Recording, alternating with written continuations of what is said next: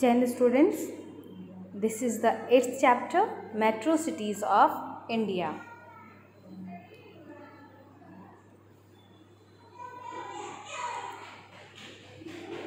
इसमें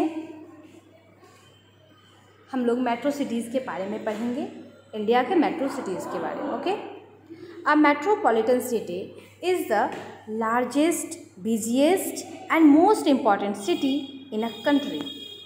एक जो मेट्रोपॉलिटन सिटी होता है ये काफ़ी बड़ा और बिजिएस्ट मतलब बहुत ही व्यस्त और मोस्ट इम्पॉर्टेंट बहुत ही खास सिटी होता है किसी भी कंट्री का. Let us learn about some of the important metropolitan cities of India. Delhi, Mumbai, Kolkata and Chennai.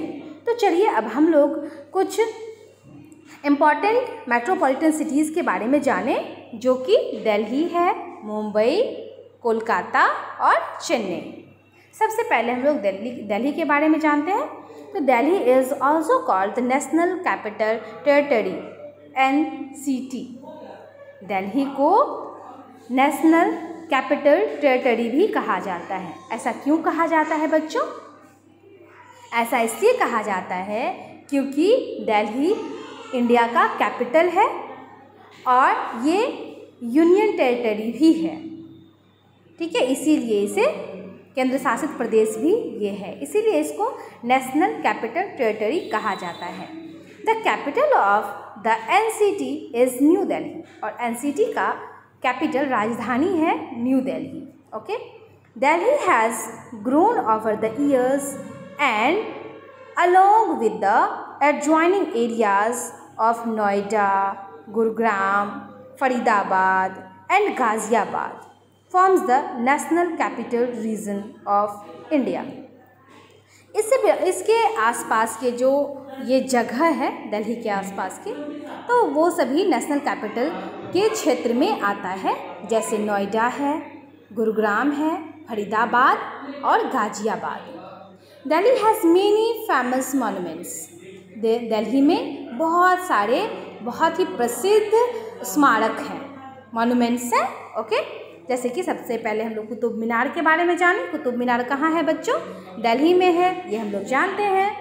तो Qutub Minar is one of the oldest monuments of Delhi. ये दिल्ली के सबसे पुराने मॉन्यूमेंट्स में से एक है Qutub Minar. It is tallest minaret in India. ये इंडिया का सबसे ऊंचा मीनार है.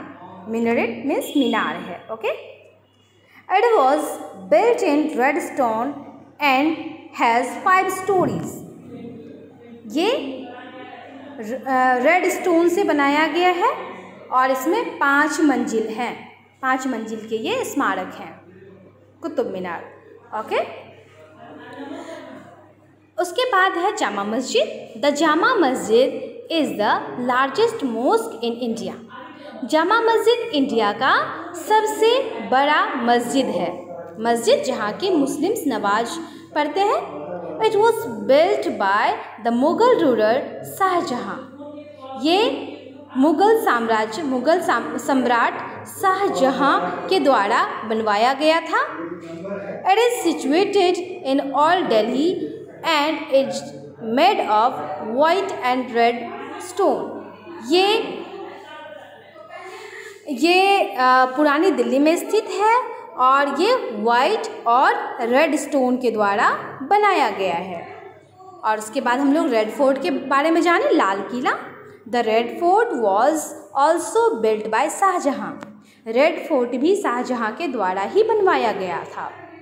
Every year, the Prime Minister of India hosts the Indian flag at the fort on Independence Day. और यहाँ लाल किला पर प्रतिवर्ष इंडिया के प्राइम मिनिस्टर इंडिपेंडेंस डे के दिन झंडा फहराते हैं. इंडिया का तिरंगा झंडा फहराते हैं. उसके बाद अब हम लोग इंडिया गेट के बारे में जानें. India Gate which is located at the centre of the city. India Gate जो कि शहर के बीचों बीच स्थित है. Okay, as a memorial to soldiers who died in the First World War. और ये उन सैनिकों के याद में बनाया गया है जो कि फर्स्ट वर्ल्ड वॉर में शहीद हो गए थे। The Rashtrapati Bhavan, the residence of the president of India is located near India get on Rajpath. और राष्ट्रपति भवन जहाँ की इंडिया के प्रेसिडेंट रहते हैं, उनका रहने का जगह होता है, वो India Gate is located near India Gate, जो कि इंडिया गेट के पास ही स्थित है। कहाँ? राजपथ पर। राजपथ पर इंडिया गेट के पास स्थित है राष्ट्रपति भवन, जहाँ की इंडिया के राष्ट्रपति रहते हैं, प्रेसिडेंट रहते हैं। It is famous for it's Mughal garden. और ये जो राष्ट्रपति भवन है बहुत ही फेमस है। किस लिए फेमस है? तो मुगल गार्डन के कारण, मुगल गार्डन के लिए ये काफ़ी फेमस है। People from all parts of India come to settle in Delhi. Delhi में इंडिया के सभी जगहों से, सभी पार्ट से लोग यहाँ आते हैं और यहाँ सेटल हो जाते हैं, रहते हैं। It has many well-known places of worship. यहाँ पे बहुत ही पूजा करने योग्य बहुत सारे जगह है। तो such as the Akshardham temple complex and the lotus temple. Akshardham temple जो कि काफ़ी प्रसिद्ध है और लोटस टेम्पल भी काफ़ी प्रसिद्ध है। आप इसका पिक्चर देखे होंगे, इसकी आकृति कैसी लगती है? एक लोटस फूल की तरह, ठीक है, लोटस की तरह। और Delhi is famous for its market place in Chandni Chowk. और पुरानी दिल्ली जो है ये फेमस है, प्रसिद्ध है मार्केट प्लेस के लिए, बाज़ार के लिए। और वो बाज़ार कहाँ पर है? चांदनी चौक। दिल्ली के चांदनी चौक के बाज़ार के कारण पुरानी दिल्ली बहुत ही ज़्यादा फेमस है। It is also known for its havelis. और वहाँ के हवेली के लिए भी इसे जाना जाता है। हवेली जानते हो क्या होता है बच्चों? हवेली होता है बड़े बड़े घर, ठीक है। और wholesale markets, jewellery shops and street food. और ये फेमस है होलसेल मार्केट के लिए भी, ज्वेलरी शॉप्स के लिए भी, और street food. Street food means क्या होता है बच्चों? स्ट्रीट फूड मीन्स होता है अगर आप मार्केट निकलो तो रोड के किनारे बहुत सारे जो जैसे पाव भाजी बेचने वाले मिल जाए, या बर्गर, पानी पूरी, ये सब खाते हो ना, तो ये सब जो रोड के किनारे जो दिख जाता है इसी को कहते हैं street food. Okay, Delhi is well connected by the Delhi metro, and every day hundreds of people travel across the city and to adjoining cities. Delhi जो है बहुत अच्छी तरह से कनेक्टेड है मेट्रो से, दिल्ली मेट्रो से। और जिस मेट्रो के द्वारा प्रतिदिन सैकड़ों लोग ट्रैवल करते हैं, सफ़र करते हैं, या तो शहर में या तो दिल्ली के आसपास जुड़े हुए शहरों से, ठीक है, लोग सफ़र करते हैं मेट्रो में। ओके, आप लोगों ने देखा भी होगा, कई सारे बच्चे ऐसे होंगे जो मेट्रो में चढ़े भी होंगे। Delhi has an extreme type of climate. अब बात आती है कि दिल्ली में क्लाइमेट कैसा होता है, तो वहाँ पे एक्सट्रीम टाइप ऑफ क्लाइमेट होता है। एक्सट्रीम में क्या होता है बच्चों? तो समर्स में, गर्मी के मौसम में काफ़ी तेज़ गर्मी पड़ती है, बहुत हॉट होता है, very hot, and winters are cold. और ठंड के मौसम में काफ़ी अधिक ठंड भी पड़ती है वहाँ। A very hot and dry local wind called लू ब्लोज ड्यूरिंग समर्स। और गर्मी इतनी पड़ती है कि गर्मी के समय में वहाँ पे लू चलती है। और लू आप लोग जानते हो बहुत ही गर्म हवा होता है, लू। ओके, नेक्स्ट, अब हम लोग दिल्ली के बारे में तो जान लिए, अब हम लोग को जानना है मुंबई के बारे में। Okay, Mumbai is a famous city in India. Mumbai को तो हर कोई जानता होगा, है ना। मुंबई बहुत ही प्रसिद्ध शहर है इंडिया का। It is the capital of Maharashtra. और ये महाराष्ट्र राज्य की राजधानी है। The city was called Bombay by the British. और इस सिटी को, इस शहर को, मुंबई शहर को ब्रिटिश अंग्रेज़ों के द्वारा बॉम्बे कहा जाता था। यानी कि पहले इसका नाम क्या था बच्चों? Bombay. Who ruled India for more than 200 years. और वो अंग्रेज जो कि इंडिया पर शासन किया लगभग 200 सालों से भी ज़्यादा। In 1995, its name was changed to Mumbai after the goddess Mumba Devi. और ये नाम 1995 में इसका नाम चेंज हुआ और इसका नाम बॉम्बे से मुंबई हो गया। और ये मुंबई क्यों पड़ा, किसके नाम पर पड़ा बच्चों? तो देवी मुंबा देवी के नाम पर। मुंबा देवी, जिसको कि वहाँ लोग देवी मानते हैं, भगवान मानते हैं, तो गॉडेस मुंबा देवी के नाम पर बॉम्बे का नाम मुंबई हो गया 1995 में। ओके बच्चों, next, Mumbai has one of the most important ports in the country. Ports means होता है बंदरगाह। बंदरगाह क्या होता है? अब आप ये पूछोगे बंदरगाह क्या होता है? बंदरगाह होता है, जैसे कि आप कह सकते हो कि समुद्री यात्रा करके जब लोग आएंगे, तो जैसे रेलवे स्टेशन होता है ना बच्चों, रेलवे स्टेशन, वहाँ क्या होता है? ट्रेन आकर रुकती है। तो बंदरगाह होता है, पोर्ट होता है, जहाँ पर कि समुद्र से यात्रा करने के बाद जैसे शिप होता है, शिप को लगाने का जगह होता है, शिप का स्टेशन कह सकते हो आप। तो ये जो मुंबई जो है, ये बहुत ही इम्पॉर्टेंट पोर्ट्स में से एक है हमारे देश का। It has many industries like textiles, chemicals, oil and medicines. It was the first city in India to have a passenger railway line. और ये इंडिया का पहला शहर है जहाँ पर कि सबसे पहले पैसेंजर रेलवे लाइन शुरू किया गया था। Mumbai is also important for its oil deposits located off the coast in a region called the Bombay High। और मुंबई इसलिए भी काफ़ी इम्पॉर्टेंट है क्योंकि यहाँ पर तेल भंडार है, जिसको कि जो बॉम्बे हाई में है जहाँ। Next, the gateway of India. Gateway of India is the most famous landmark of Mumbai. ये मुंबई का बहुत ही प्रसिद्ध लैंडमार्क है। It has 4 towers with stone carvings on them. और इसमें 4 टावर हैं और इसमें स्टोन कार्विंग, पत्थर पर नक्काशी किया हुआ है। और इसके बाद है Elephanta cave. The Elephanta caves are located on the Elephanta island almost 10 kilometre away from the city. और एलिफेंटा की गुफा जो कि एलिफेंटा आइलैंड पर स्थित है, एलिफेंटा आइलैंड पर स्थित है। और आइलैंड मीन्स क्या होता है बच्चों? आइलैंड मीन्स होता है टापू। अब ये टापू क्या होता है? मान लो ये टापू है और इसके चारों ओर क्या है? वाटर है। क्या है बच्चों? वाटर है। ऐसा लैंड जिसके चारों ओर पानी हो उसे कहते हैं आइलैंड। ओके, तो ये एलिफेंटा आइलैंड पर स्थित है, एलिफेंटा की गुफा, जो कि लगभग 10 किलोमीटर शहर से दूर स्थित है। One has to take a ferry from the gateway of India to reach the Elephanta Caves। अब यहाँ फेरी FERRY, फेरी मीन्स होता है नाव, बोट होता है ना नाव, वैसे ही फेरी मीन्स भी क्या होता है? नाव होता है। अगर कोई वहाँ पे जाना चाहे तो गेटवे ऑफ इंडिया के पास से नाव लेकर वो उस आइलैंड तक पहुंचकर एलिफेंटा केव्स तक पहुंच सकता है। उसके बाद है Marine Drive. Marine Drive is a beautiful stretch of road along the coast of Mumbai. Mumbai के कोस्ट किनारे पर ये जो है बहुत ही ब्यूटीफुल रोड है, ठीक है।